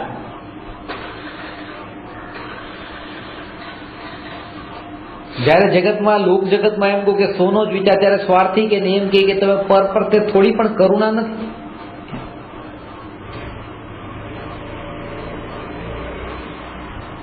આ કામ બહુ અદભુત કામ છે કે પોતાના આત્માનું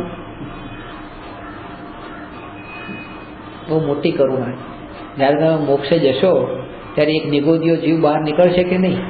આનાથી મોટી કરુણા બીજી છે? એક જીવને, હવે કોઈને ગરીબને મહિને 5,000 ની કમાણી હતી ને હવે 7,000 ની કમાણી થઈ તો એને મદદ કરી, કોઈ સારી નોકરી અપાવવી, એને બહાર કાઢવો, 5,000 થી 7,000 સુધી લઈ જવો, એ આપણને મોટાઈ લાગે છે. અને અનાદિથી નિગોદમાં જ ભટકતા એવા નિગોદીઓ જયારે બહાર નીકળે અને એના પરિભ્રમણ, પછી આ એક નિગોદિયો નથી નીકળતો, કારણ કે આ તમે એક એવા વચ્ચે અટકેલા હતા એટલે આખી લાઈન અટકી હતી. એક ગયા એટલે આગળની પછી 608 ની લાઈનમાં પછી આગળ કેટલું. આ અનંત જીવો પરનો ઉપકાર સહજ થઈ જાય છે. કારણ કે એ પછી નીકળશે ત્યારે બીજો નીકળશે, એ નીકળશે ત્યારે બીજો નીકળશે. આ સિદ્ધપદની પ્રાપ્તિ થતા સહજ કરુણા થઈ જાય છે. આનાથી મોટી કરુણા કઈ? આપણને બહાર કાઢે. તો એ કરુણા પછી એ જ કરુણા આપણને બહાર કાઢ્યા છે, જે સિદ્ધ પરમાત્મા. મનુષ્ય એ જ જીવનમાં આપણે બીજા ઉપર કરવી. મનુષ્ય જીવનમાં બહુ સંકુચિત દ્રષ્ટિ કાઢવી પડશે. અને એટલું જ છે કે આ મોક્ષે જવામાં સમાજને દેખાશે નહીં, લોકોને દેખાશે નહીં, કોઈ વાવા કરવા વાળું દેખાશે નહીં. વાવા કરશે પણ આપણા ગયા પછી બધા કરશે મંદિરમાં બેસાડીને આપણને. એ શું કામની? આ તો અહીંયા જ અત્યારે જ અમારું મંદિર બનવું જોઈએ.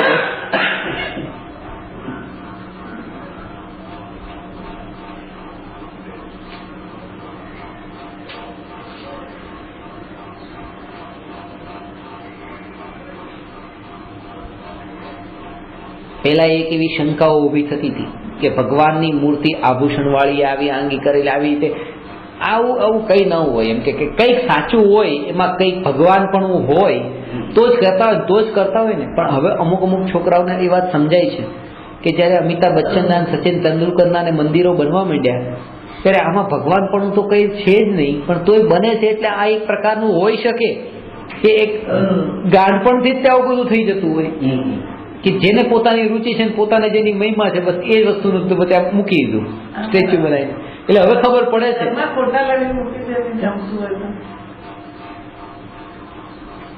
ગુરુદેવનો કે કુંકુદાચાર્યનો કે મહાવીર ભગવાનનો ફોટો નહીં હોય, પણ 7 માંથી એક પણ વ્યસનનું સેવન ન કરતો હોય એવો એ ફિલ્મનો એક્ટર કે એવો આ કોઈ ક્રિકેટર, એને મોટા મોટા પોસ્ટરો ઘરમાં ચોંટાડી દેશે. આમ ખબર છે કે પોતે કંદમૂળ નહીં ખાય, પાણી ગાળીને પીશે, ઉકાળીને પીશે, ના માંસ ખાવું. અરે માંસ ખાવું દોષ છે તમને લાગે છે? માંસ ખાનારની મહિમા આવી, દારૂ પીવાવાળાની મહિમા આવી? એની પાછળનું આપણે બહુ દ્રષ્ટિ બહુ સૂક્ષ્મ છે, બહુ સૂક્ષ્મ દ્રષ્ટિ છે.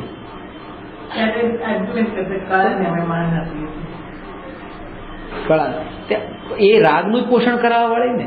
મારા સાહેબ મને ક્રિકેટનો સ્કોર પૂછતા, હું મારા સાહેબ તમને ક્રિકેટનો સ્કોર શું કામ? તમે તો અત્યારે ઘાસ પર ચાલો, ઘાસ પર તમે તો ચાલતા નથી, અને આ બધા તો ઘાસ પર જ દોડાદોડી કરે છે ત્યાં, અને એના વિશે તમને આટલી ઉત્કંઠા પછી કે શું કરે, શું થયું, કોણ જીત્યું, કોણ હાર્યું. જે પોતે નથી ચાલે, મારો કહેવાનો કે જે કામ પોતે નથી કરતા અને બીજો કોઈ કરતો હોય તો એની આપણને મહિમા ન આવે.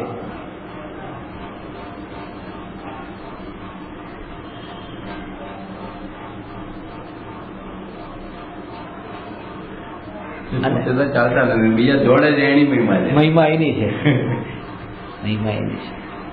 અને તમે પાસે ત્યાર પછી તમે ચાલતા તમને ટોકીને કહી દેશે નહીં ચાલવાનું, જો અમે તો આટલું પાડીએ, તમે થોડુંક તો પાડો.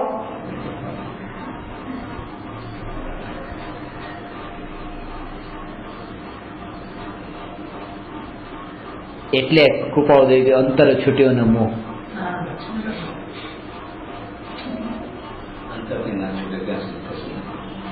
એક જગ આગ્રહ થઈ ગયો કે આ રીતે પાળવી, દીક્ષા લઈ લે.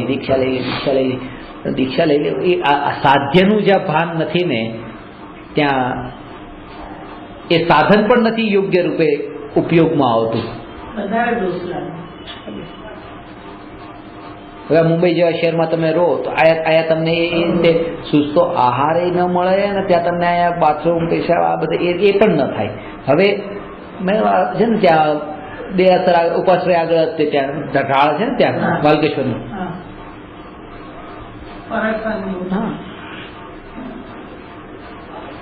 બાથરૂમ કરીને ત્યાં બધું એવી રીતે રોડ ઉપર નાખે. રોડ ઉપર નાખવા ક્યાં જાય? અને ત્યાં રોડ ઉપર ત્યાં બાજુમાં એક બાજુ બિલ્ડિંગ છે. થોડા દિવસ પહેલાની સાચી વાત છે, હું એ વાત નીકળતો હતો પેલા એ વોચમેન આવીને તરત જ કીધું, એક ખીંચ કે દેગા ઇધર ડાલા તો. હવે મહાસતીજી એક ખીંચ કે દેગા, હવે પેલો આવું બોલે બિલ્ડિંગનો વોચમેન અને આવું સાંભળવું પડે कि क्या करें हम कहाँ जाएंगे? अरे आपको जहाँ जाना उधर जाओ.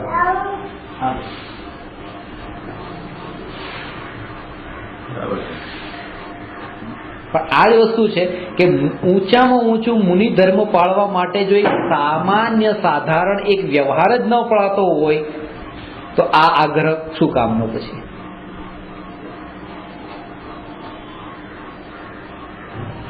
એટલે કીધું જો તમારાથી એ રીતે નથી થતું ને, ઠીક છે, તમે એક વસ્તુનો એક સ્વીકાર કરી લો કે અમે ગ્રહસ્થ છીએ બસ. કારણ કે વનમાં ગુફામાં રહેવાની અમારી તાકાત નથી અને એમાં ઘરમાં રહીએ છીએ, 4 દિવાલને છતની નીચે રહીએ છીએ, દિવસમાં 3 ટાઈમ આહાર લઈ લઈએ છીએ, અમે ગ્રહસ્થ છીએ.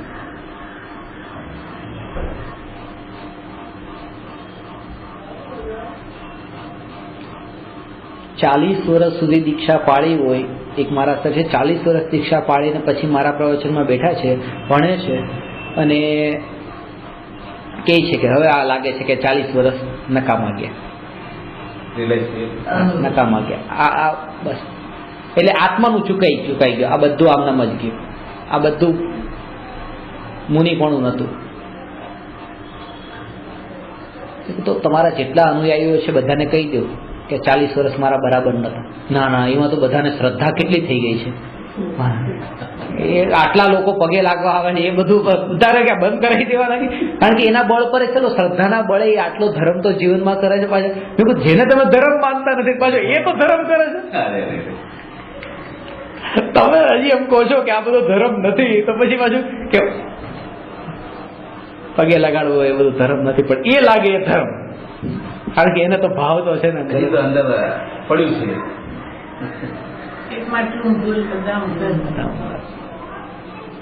એટલે આ પદ જે છે ને આ બહુ આદર્શ ને સાધનરૂપ પદ કીધું. પહેલાના જમાનામાં તો એવું હતું કે ગામમાં દરેકે દરેક એક મોટો ટાવર હોય, ગામમાં ટાવર ઉપર એક ઘડિયાળ લગાડેલા અને આખા ગામની ઘડિયાળો એ ટાવરને જોઈને મળતી હોય. જો એ ટાવરની ઘડિયાળ ખોટી તો આખા ગામની બધાની ખોટી. ગુરુ એટલે ટાવર, જો એ ખોટા તો નીચે બધાની ઘડિયાળ ખોટી પછી. અને અત્યારે એ જ છે. અનંત સિદ્ધોને આદર્શ માનવા એટલે કે હું આ આત્મ સાધનાનો પુરુષાર્થ કરું, મહેનત કરું અને નહીં થાય તો અરે અનંત ને થયું છે, શું કામ નહીં થાય? પહેલી વાત તો એક બળ આવવું જોઈએ અંદરથી કે શું કામ નહીં થાય? અનંત સિદ્ધોને થયું છે, પણ એક બળ અંદરથી આવવું જોઈએ. એક અંદરથી આગળનો વિચાર કરતા કરતા એ આ ભવ પછીનો આગળનો વિચાર કરે.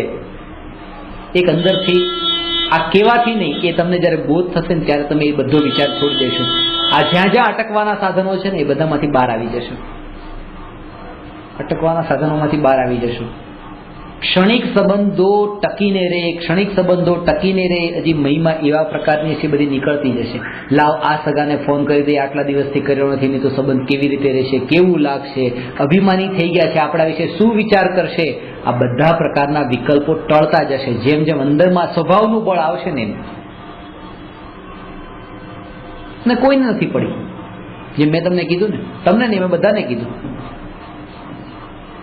2 દિવસ સિવાય બુધ ગુરુ સિવાય કોઈએ પણ 5 દિવસ મને સંપર્ક નહીં કરવાનો.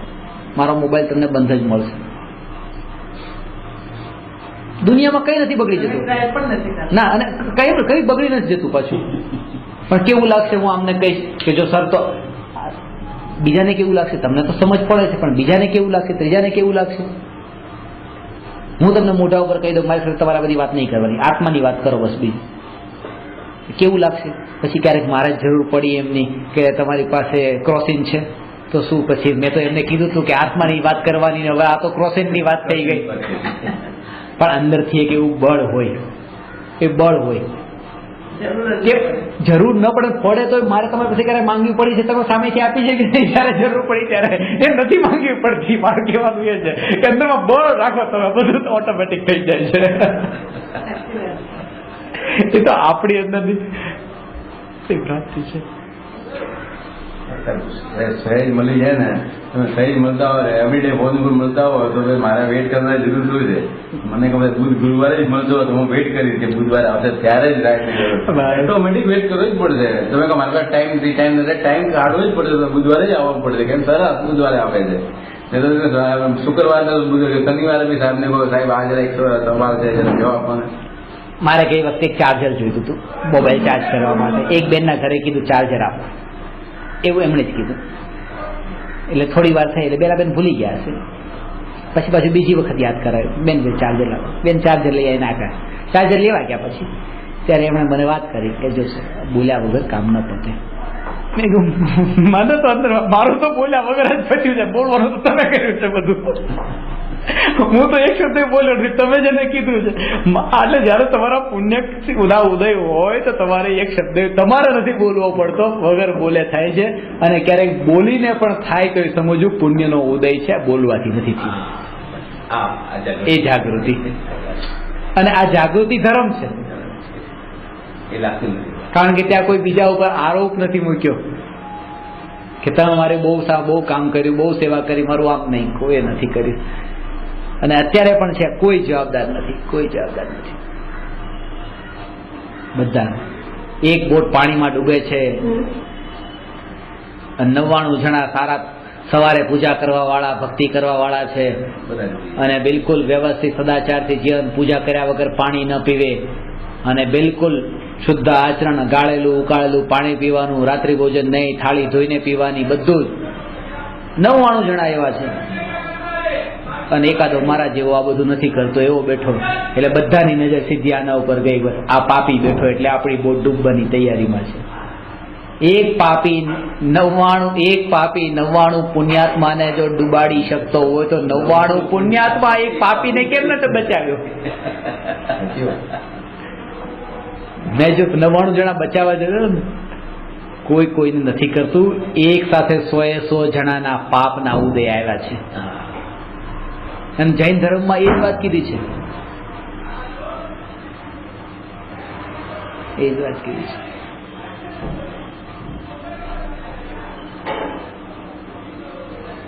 બે વાત, એક તો જેના પાપનો ઉદય ચાલતો હોય તે,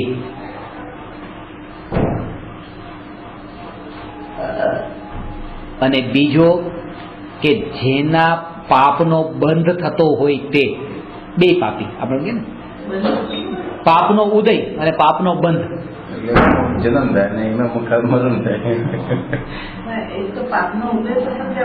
પાપનો ઉદય તમને સમજાવું છું કે કોઈ ખાવા પીવા કઈ ન હોય, પહેરવા ન હોય, એમ કે, અને એવી સ્થિતિ, આ એક પાપી છે જો, એટલે પાપનું ફળ ભોગવતો હોય ને કે પાપી. જો સાંભળો, એક વ્યક્તિ એવો છે કે જે આવા પાપના ફળને ભોગવી રહ્યો છે, જેને બધું જોતું છે પણ મળતું નથી, પાણીનું ટીપું પણ એને મળતું નથી, કે આ જો પાપી. ઉકાળેલું સાદું પાણી બી નથી મળતું. અને બીજી બાજુ એવો જીવ છે કે જેને પાપ બાંધવા વાળો છે, કે આતંકવાદી બની ગયો છે બધું, પણ બસ હિંસા, જૂઠ, ચોરી, બધા 5 પાપ કરે છે. બીજું એવું છે. તો એક જીવ એવો કે જે પાપના ઉદય વાળો ને એક બીજો પાપના બાંધવા વાળો. ખરો પાપી કોણ? કે ઉદય વાળો બિચારો શું કરે, એના તો ઉદય જેવા હોય. પાપી કેવો બરાબર નથી લાગતું. જે પાપના ફળને ભોગવતો હોય ભૂતકાળમાં કરેલા, એ પાપી. આપણે શબ્દ પણ એના માટે બહુ વધારે એવો નહીં વાપરીએ. પાપી, વધારે પાપી એને જ કહીએ છીએ કે જે પાપ બાંધવા વાળો હશે. જૈન દર્શનમાં એ કીધું છે, પાપના ઉદયને ભોગવતો હોય એ પણ પાપી નથી, અને પાપ કરવને પાપ બાંધવા વાળો પણ પાપી નથી. પોતાને પાપી માનીને પરમાત્મા ન માનવા વાળો પાપી છે.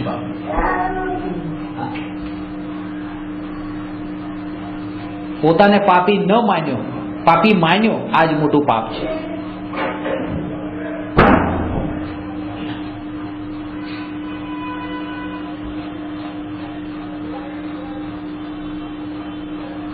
બંને એના કર્મના ઉદયથી કરે છે ને. ઓલા પાપ કરેલા છે એટલે ભોગવે છે, આ પાપ કરવા જાય છે એટલે એને ભોગવવું છે. કર્મના ઉદયથી પુરુષાર્થ એના હાથમાં છે, છૂટા પડવાનો. કે ઉદયિક આવે છે, એ ઉદયિક એ પણ હું નથી, અને આ બંધાય છે એ ભાવ પણ હું નથી.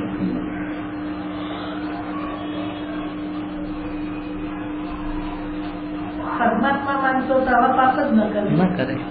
એટલે પરમાત્મા નથી માનતા પોતાને આપણે એટલે પાપ કરીએ છીએ. માનતા.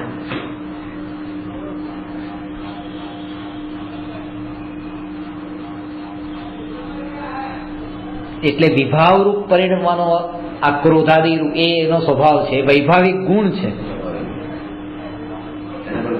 એના ગુણ કીધો છે, દુર્ગુણ નથી કીધો, અવગુણ નથી કીધો. એ ગુણ છે, એનો સ્વભાવ છે.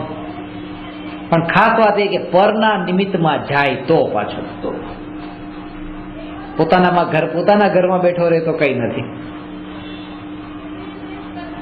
અને એ વૈભાવિક ગુણ બે દ્રવ્યમાં છે, જીવમાં અને પૂતગલમાં. પોતાના ઘરમાં બેઠો એની રાગદ્વેષના પરિણામ. જેનામાં ક્રિયાવતી નામનો ગુણ છે એ વિભાવ રૂપે પરિણમે છે. હજી તમે આમાં હજી વાત સમજજો. ક્રિયાવતી ગુણ, આ જીવ ને આ પૂતગલ બે આ ગતિ કરે છે ને, જેમાં મુવમેન્ટ છે એમાં જ અશુદ્ધતા છે, એમાં જ વિભાવ પરિણમન થવાની સંભાવના છે.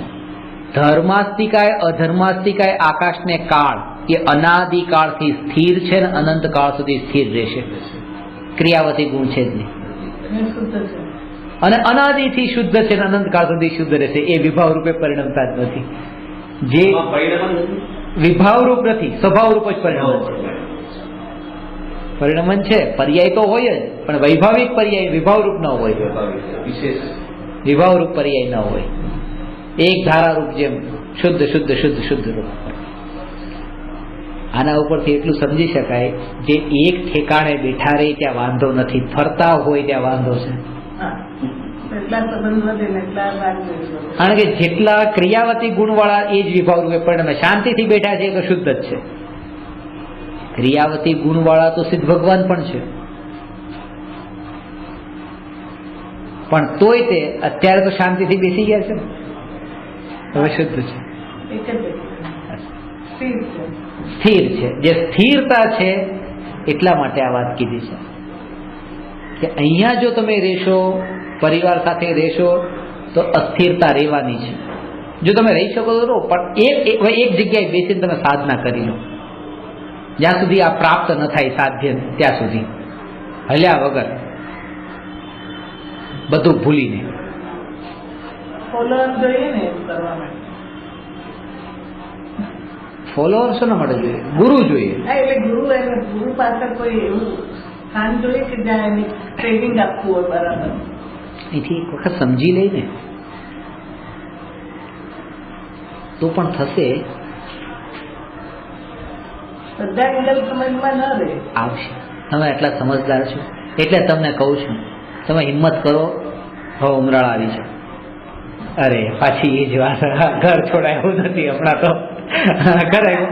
એટલે આ વાત ખરેખર તમને કહું છું, ના નહીં, અંદરમાં તમને ગમે એટલી આત્માની મહિમા બતાવીને પણ કહું કે તમે ત્યાં આશ્રમમાં આવીને બેસો અને ત્યાં અઠવાડિયું તમે દર મહિને અઠવાડિયા માટે ત્યાં રહી જાઓ. હવે આ ઉંમરે નથી થતું, બરાબર છે. ત્યાં પરમાનન્ટ રહી જાઓ. દીકરો આવે ત્યાં મળવા, ચલો ઘરવાળા ત્યાં મળવા આવશે.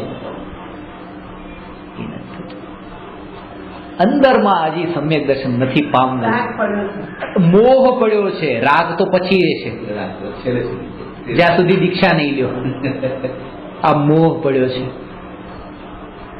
મોહ પડ્યો છે. છોડાવવાની વાત નથી, પણ અત્યારની સ્થિતિ હું તમને એ કહું છું અનુભવ પ્રમાણથી કે તમે જેવો આ ટોળાની વચ્ચે રહ્યા ને તો આ ખેંચીને લઈ જવાવાળા અને ખાડામાં નાખવાવાળા ઘણા છે. અને આ વાત કેવી અત્યારની સ્થિતિમાં આ વાત યોગ્ય નથી કે જ્ઞાતા રહી લેજો, જ્ઞાતા રહી લેજો. આ બસ કોઈ પર કંઈ કરતું નથી અને સમતા ભાવે રહેશું. આમ નામ આખી જિંદગી નીકળી ગઈ, ખબર એને મરણ પણ આવી જશે, ખબર નહીં રહી. અને જ્ઞાતા એક પળ માટે રહેવાશે નહીં. બરાબર. જો એક અંદરમાં દ્રઢ પુરુષાર્થ નિર્ણય કરીને બહારમાં રે, જવાબ આપે આમના તો અંદર વિકલ્પોની ચાલતા ચાલતી જ હોય છે, પૂરેપૂરી ચાલતી હોય છે.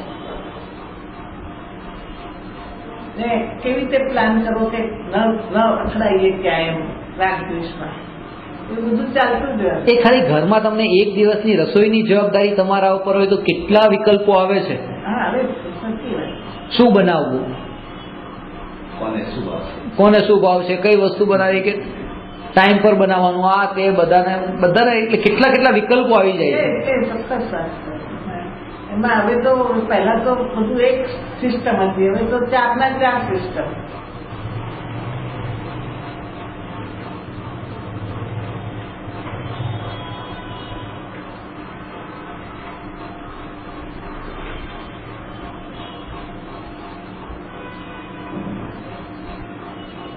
એટલે જ મુનિજનો પોતે બધું રસોડું પોતે નથી સંભાળતા ને. જો કે ખાવાનું પોતાને ને બનાવે બીજા, કામ બીજાને સોંપી દેવાનું. આ બરાબર છે? આ ધર્મ છે કે હા? મુનિ તમે ક્યાં રોજ ખાતા હોય? અરે ખાય રોજ તો પણ તોય તે બરાબર છે. એટલા માટે કારણ કે જે જીવો હજી અંદરથી એવા કૂણા નથી પડ્યા, એ તો આવું કરીને જ કૂણા પડવાના છે, જે આહાર આપવા વાળા છે. એના માટે એ સ્થિતિમાં એ બરાબર છે. આ સ્થિતિમાં પહોંચ્યા પછી આ બરાબર છે. અને પછી તો આહાર આપવા વાળા આહાર લેવાની બે સ્થિતિ છૂટી જશે. જયારે પરમાત્મા પદ પ્રગટ થશે ત્યારે મુનિ થયા પેલા આહાર આપે, મુનિ થયા પછી આહાર લે, મુનિ થયા પછી ભગવાન થયા પછી આપે નહીં ને લે નહીં. દરેક કાર્ય એ ભૂમિકામાં બરાબર છે.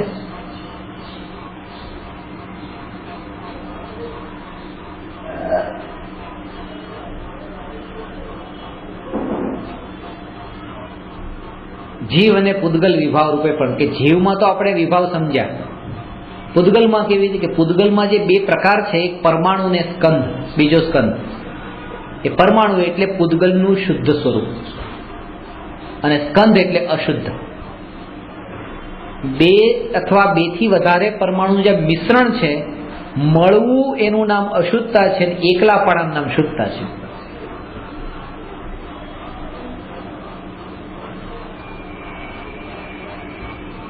એક ગ્લાસમાં દૂધ છે, શુદ્ધ છે, એ પી લીધું. પછી મેં કીધું પાણી આપો. તમે એ દૂધવાળા ગ્લાસમાં થોડું દૂધ હતું, એમાં તમે પાણી આપી દીધું. એટલે મેં કીધું કે ચોખ્ખું પાણી આપો ને, આ તો ગંદુ છે. પાણી ચોખ્ખું છે, પાણી તો ચોખ્ખું જ હતું, દૂધે ચોખ્ખું હતું, તો પછી પાણી ગંદુ કેમ થઈ ગયું? ચોખ્ખી જ વસ્તુ હતી ને, ગંદી ક્યાં હતી? ભેગા થયા. બે શુદ્ધ વસ્તુ પણ મળીને અશુદ્ધ થઈ જાય છે. આ એક પરમાણુ શુદ્ધ છે, બીજો પરમાણુ શુદ્ધ છે, બે મળીને સ્કંદ થયા, બે અશુદ્ધ. આ અશુદ્ધ પર્યાય પૂદગલ. એક 25 વર્ષનો બાલ બ્રહ્મચારી છે, શુદ્ધ છે. 22 વર્ષની બાલ બ્રહ્મચારી સ્ત્રી છોકરી છે, શુદ્ધ છે. બંને બસ બ્રહ્મચર્ય વ્રત પાળે છે, ધર્મ ધ્યાન કરે છે, બે શુદ્ધ છે. એકલા છે તો શુદ્ધ છે, બે જો મળ્યા બે અશુદ્ધ છે. એકલાપણાનું નામ શુદ્ધતા અને મિશ્રણનું નામ અશુદ્ધતા. બે શુદ્ધ વસ્તુ મળીને પણ અશુદ્ધ બને છે. આ પરમાણુ એકલો હોય તો શુદ્ધ છે, સ્કંદ રૂપે પરિણમે તો અશુદ્ધ છે. સંસારીની અશુદ્ધ પર્યાય આ છે, રાગી દ્વેષી જીવ છે તે અશુદ્ધ છે. આ સ્કંદ અશુદ્ધ છે. એટલે હવે કે જે અશુદ્ધ જીવ છે એને અશુદ્ધ પૂદગલ જ દેખાય છે, શુદ્ધ પૂદગલ એ નથી દેખાતા. આપણને પરમાણુ ક્યાં દેખાય છે? શુદ્ધ જીવને એટલે કેવળી ભગવાનને શુદ્ધ પૂતગલ જણાય છે. અશુદ્ધ જીવને અશુદ્ધ પૂતગલ, જેવો પોતે હોય એવું બહારનું જણાય. જો તમે અંદરમાં શુદ્ધ થાવ તો બહારનું શુદ્ધ જણાય, અંદરમાં અશુદ્ધ રહો તો બહારનું અશુદ્ધ જણાય. જેવી દ્રષ્ટિ એવી સૃષ્ટિ. આની વિશેષ ચર્ચા આપણે આવતીકાલે કરશું. નમો અરહંતાણમ નમો સિદ્ધાણમ નમો આયરિયાણમ નમો ઉવજ્જાયાણમ નમો લોય સવસાહું